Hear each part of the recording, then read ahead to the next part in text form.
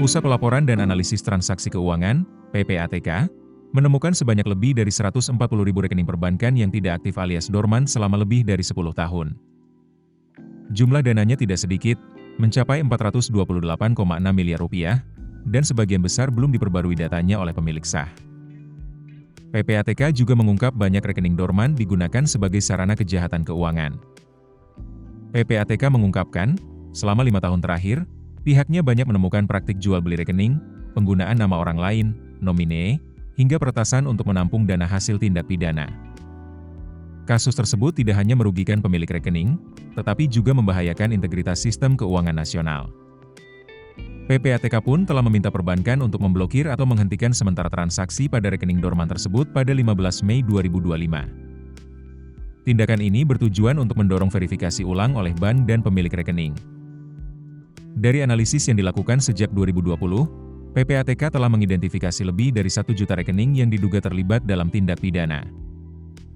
Sebanyak 150.000 diantaranya terindikasi merupakan rekening nomine hasil pembelian ilegal atau peretasan.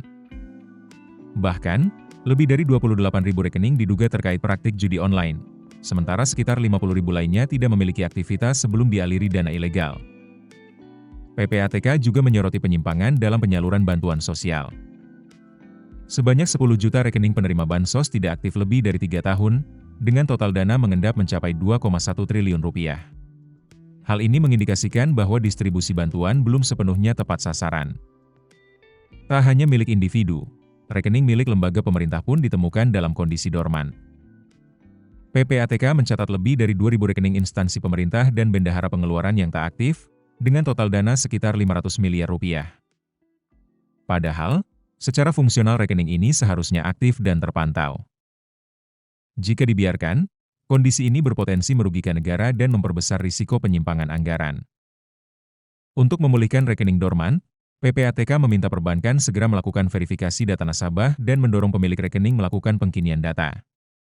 Tindakan ini menjadi bagian dari kewajiban implementasi prinsip Know Your Customer, KYC, dan Customer Due Diligence, CDD.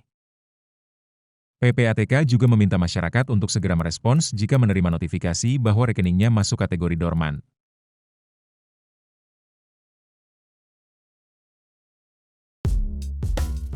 Keputusan bisnis terbaik datang dari data, bukan tebakan. Mudah berlangganan Business Insight dengan subscribe with Google.